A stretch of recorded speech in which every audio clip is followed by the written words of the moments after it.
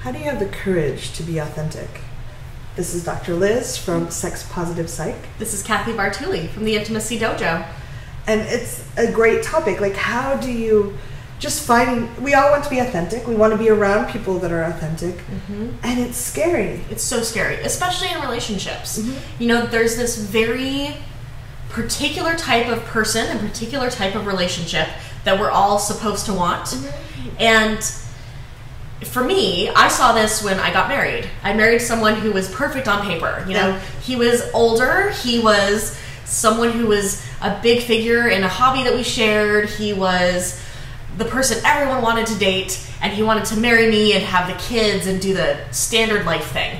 And even though a big part of me through that whole relationship kept screaming like, no, this is not right for you, even though I was like miserable with how things were, because it was what I was supposed to do, it's what I did for 4 years.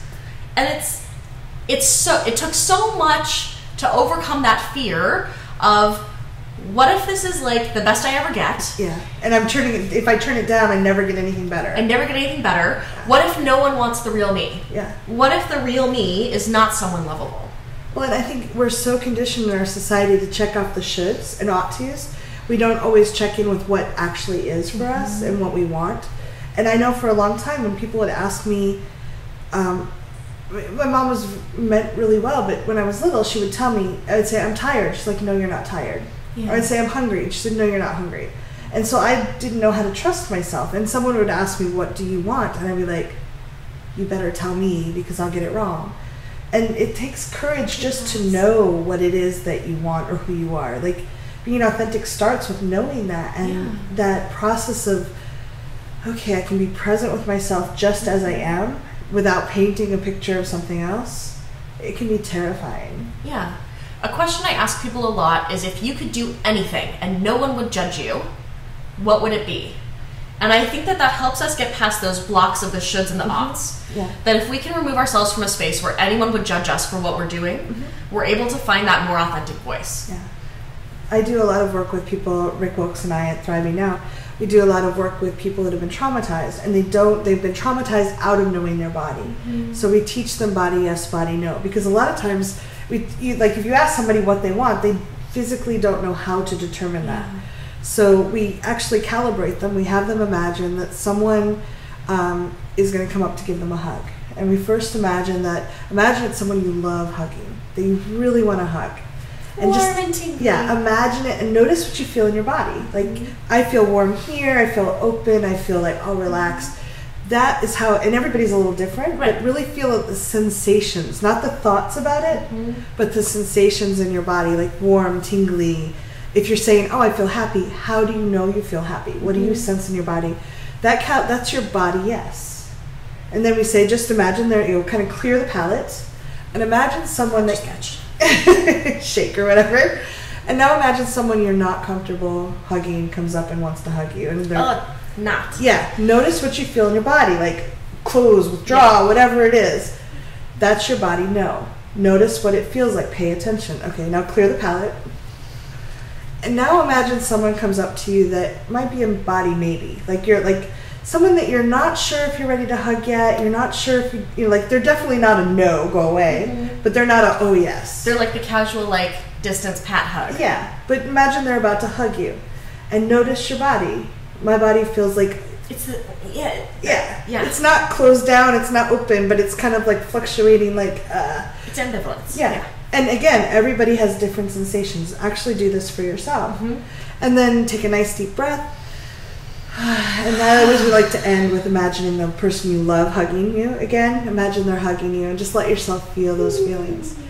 So that's your body, one way your body talks to you. And it can have different ways. Like, we also do the same process. We have a program where we help people go through this whole process to know themselves more deeply. But you now have some calibration. So imagine if you're trying to think about what you want. So someone says, do you want to go to Indian food tonight? Yeah, I love Indian food. Love Indian food. But feel into your body. Does it feel more like the good hug, the bad hug, the in-between hug? And you can calibrate. And if it's the in-between hug, ask yourself what you would need to do to make it one way or the other. Is it, oh, that restaurant I could go to, but that one I don't want to, or I'd like to have it delivered in. that the in-between one is actually really powerful. And you can even tune it so that if you're at a yes, what would make it even more wonderful?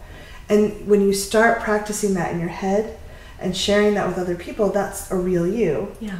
And it's terrifying sometimes. Well, and I think a lot of people aren't as authentic as they could be, because if you're making requests from your place of authenticity, it's like your real squishy guts that you're putting out and if there. I poke at it, it hurts. It hurts, right. Whereas the shell of somebody else's stuff, you poke at it, well, it doesn't really whatever, matter. it doesn't matter. Yeah. And it's scary. It's scary to be your real self.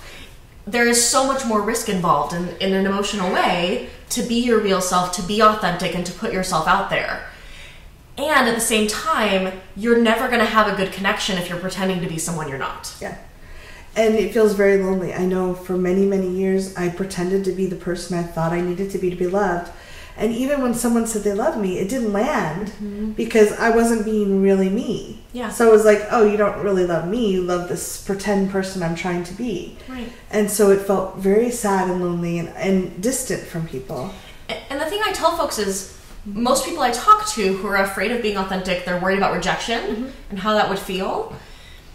The thing that I use with myself to reframe is, if someone says no to who I really am, that's saving me a ton of time and energy. Yeah. Because if I'm being my real self and that's not the right fit for them, I would so much rather know that early on. I don't want to spend 4 years with someone who then decides that they still hate who I really am. That's not a good use of my time or energy. And if you're afraid no one will like who you are, I really encourage you, practice with baby steps. You don't have to start out with the crush of your life. You can start with, a casual coworker, like, hey, where would you like to go to lunch? I really don't want Italian today. I would really love Indian. Are you up for that? And then finding the yes for both of you.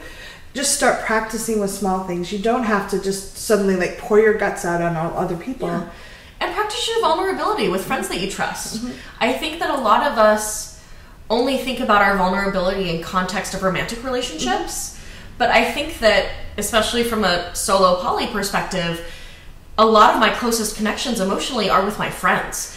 The people that I rely on the most, that I feel the most close intimacy with, are the people who I'm not having sex with. Well, I think we need to come back and define solo poly for people. Yeah! In the meantime, we'd love to hear what holds you back from being authentic, and how do you help yourself through all the blocks that come up. We'd love to hear from you. All right, thanks. Congratulations on taking this time for yourself and learning these things. If you'd like to follow more of this, you can subscribe to my channel here. Social media is up here, and there's more videos of this type here. See you soon.